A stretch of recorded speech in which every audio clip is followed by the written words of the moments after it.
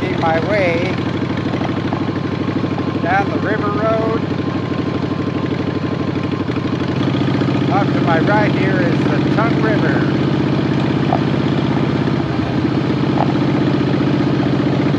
So I camped last night in the mouth of the Tongue River Canyon. That's a mouthful right there. But I hear there's a group of people down here that are gathering this morning. And they believe they're going to live forever. Well, I'm going to go down and join them because the Creator of all this glory has greater things in mind for us than a dirt nap.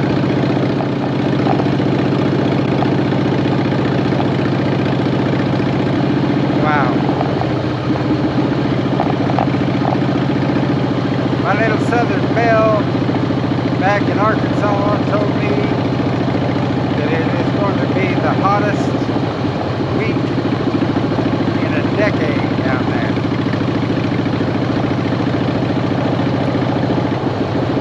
She's got air conditioning. I don't. So maybe you can see these blue tops behind me. After church, I'm going to wander back up in there and spend a few days. I really don't feel like running out across Kansas in 110 degrees. Alright, had a little gravel path here. I'll show you the way out.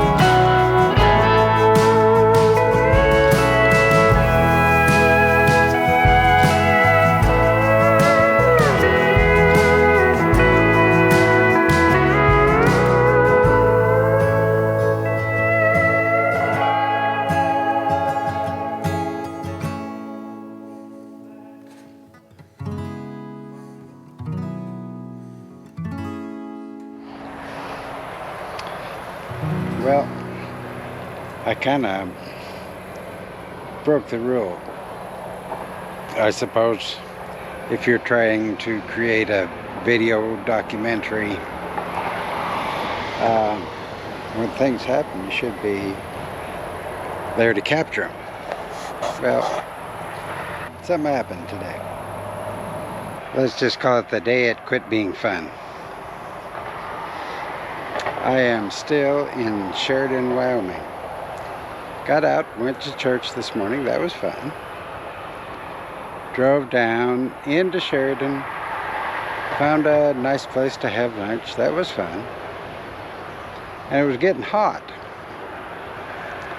So I decided it was time to head back up into the mountains.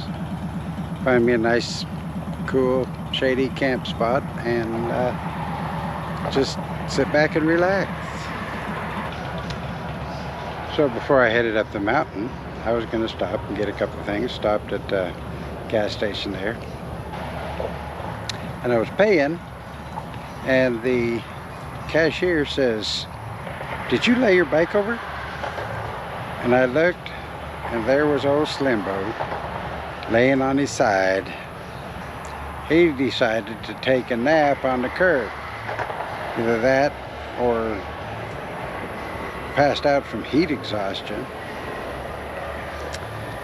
I have a kickstand on this thing that has been giving me a little bit of trouble. It'll seem locked in, but then it's not. And this particular time it wasn't, and I don't know what tripped it. So there's Slimbo laying on his side, all the gear on it. And I just pulled the gear off, got him stood back up, and he was pouring out oil. This is the transmission primary cover. This is the inspection plate for the transmission. That's where you add oil to the tranny on a Harley. Well, all the weight of the bike and my gear rolled right up the curb on that case.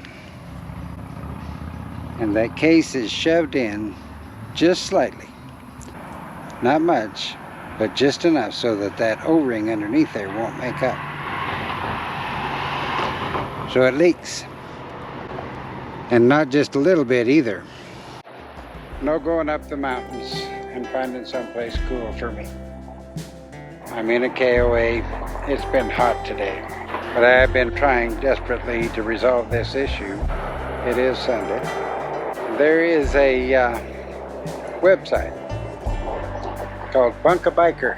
If you wouldn't mind travelers coming and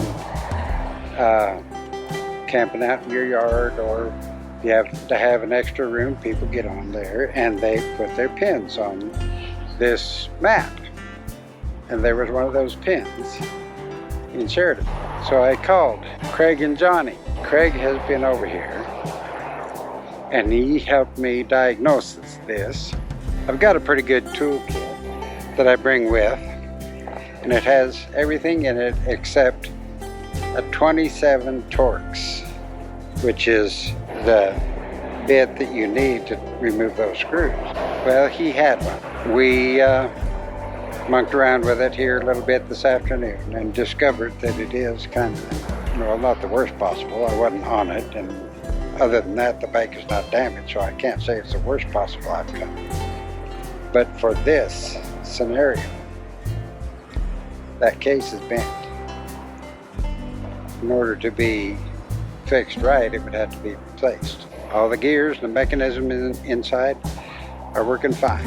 I did expect something like this might occur. I might have some mechanical issues. I might have an incident, and I am still 1,500 miles from home. Interesting thing about trips and travel and going. When you're getting ready, there's a flurry of activity. and then the anxiety, and then you go. The anxiety melts away, and then you're out. You're at a place, and you are there for a moment, and then you're not. You move on to the next place. When you're going down the road, your vehicle occupies a space, and then it doesn't. And then the journey stretches out, sometimes seemingly forever, but then it's done. And then it's a memory. But when you're living day-to-day life, that same thing happens. You're just moving through time and space in the same place.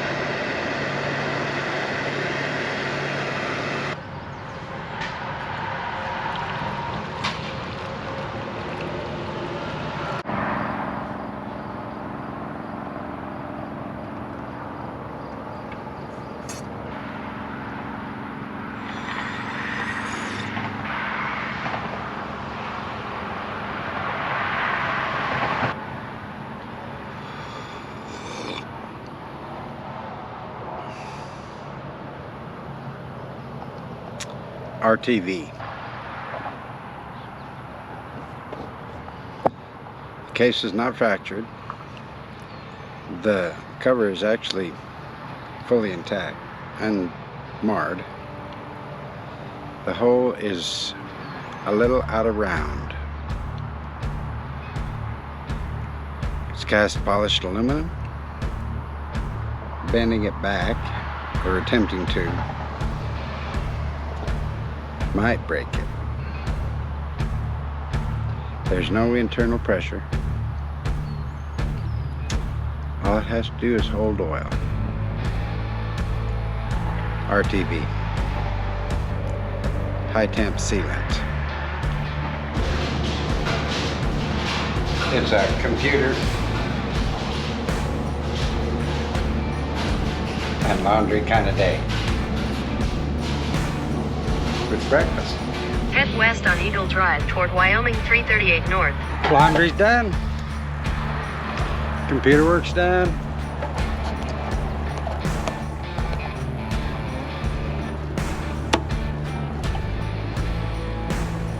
I've used up all of my allotted time here, so cut my money's worth.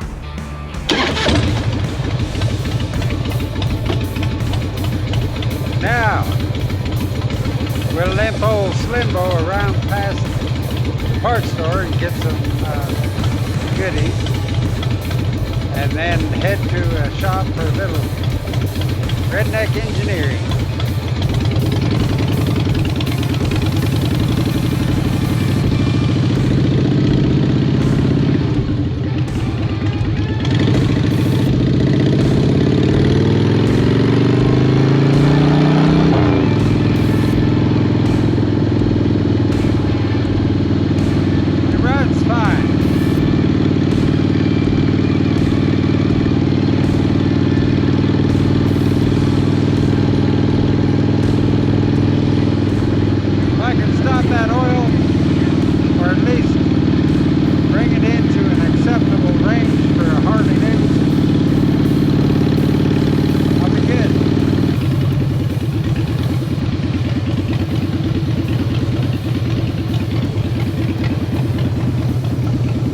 buddy, hang on.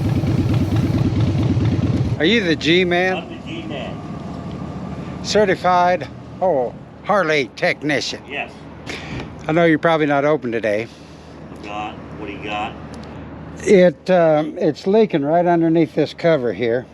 How long are you going to be in town? And I was going to try to country boy it, you know. I don't have any out-of-primary cases like that. Well, do you think a little RTV in there? It's not bent much. Yeah, that would probably work. Get oil resistant. Wipe it all down. Get some brake cleaner. Wipe everything down, and then put a film of that on, and you probably get by with it. Well, if I can get square, I'm going to head for the hills too for about a week. Okay. But if I can't, Come and see me tomorrow. I'll come and see you tomorrow. Yep. You may even consider like getting some gasket material and Adding a layer. cut it out and then putty it up and then slam that putty back on and probably cover it. You're awesome. Thanks. It must be the place to go because I met the old Harley guy. He would just happen to be here and chatted him up a little bit, and he concurs with my plan of action.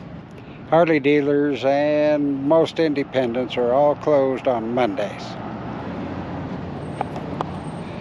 I'm beginning to get a few drops, and I filled it up and actually tightened up that case, and it's not gushing.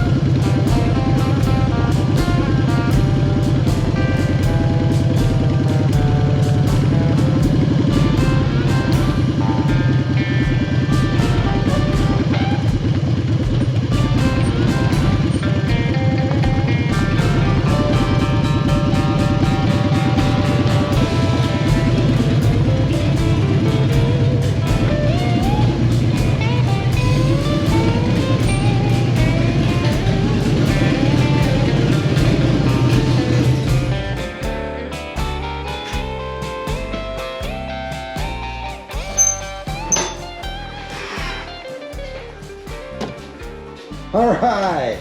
You made it. Here's your 27. All right. This is the tool I did not have.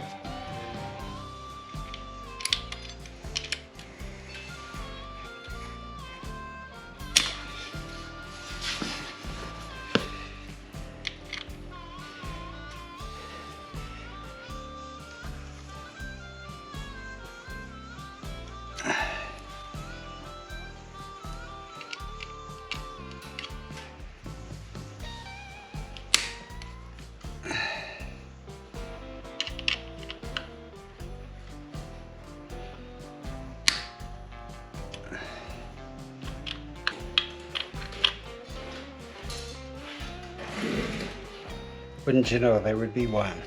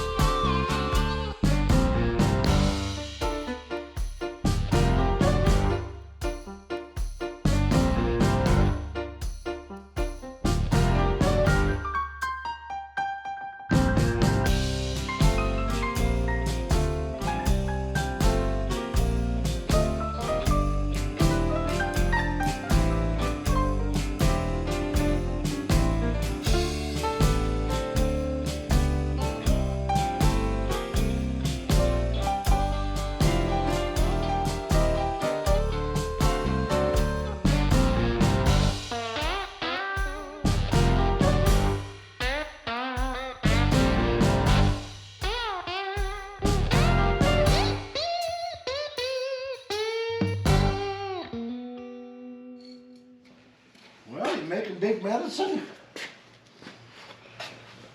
I'll show you my thought process here. I'm just about to give it a try.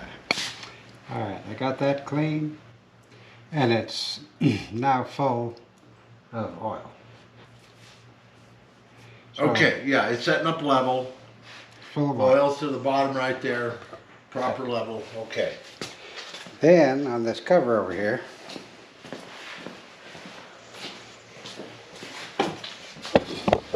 I've got it fully cleaned up, and out of this gasket material, I feathered that on both ends, put a little scarf, feathered this little piece on both ends. So if I guessed right at my tolerances, that should put enough bulk in here to take That should shim it up just enough. just enough. Of course, I'll put red sealant Yeah. all the way around and in between them layers, so we get a little squeeze out. Well, and plus it'll hold it there. Right. So that's the plan. What do you think? I don't see why it wouldn't work. That's what I'd have done. Well, we'll see. We'll see in a day, because I got to leave it set for 24 hours.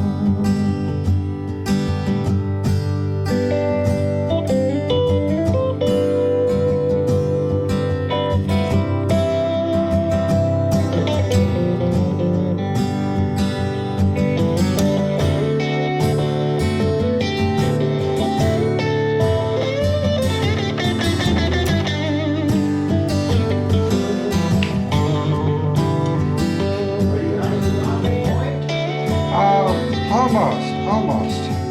Because John's got a light lunch prepared if you'd like to come in and eat. Oh, I would love that.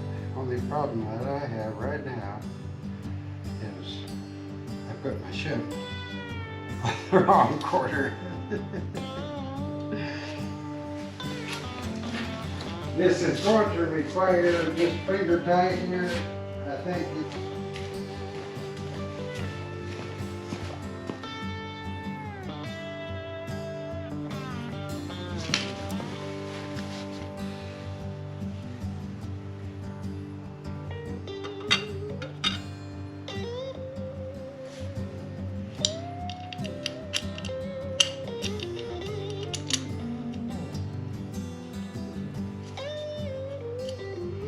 looky there.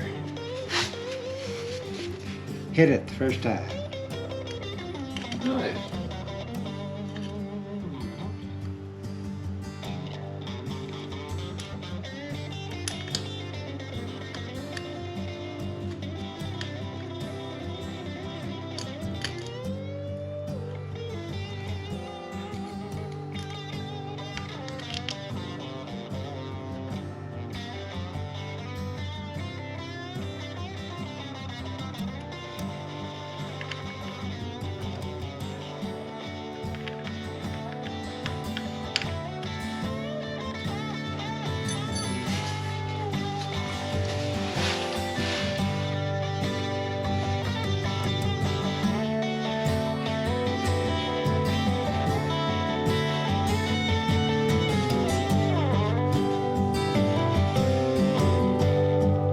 like to have seen a little more squeeze out down there.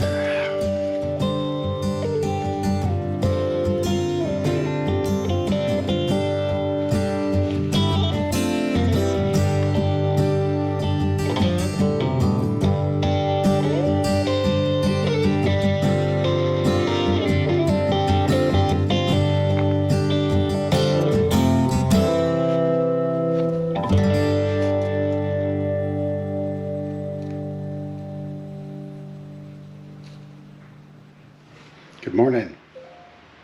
It's now been about 18 hours since I applied the RTV and my little customized gasket fix, and I've tipped the bike over.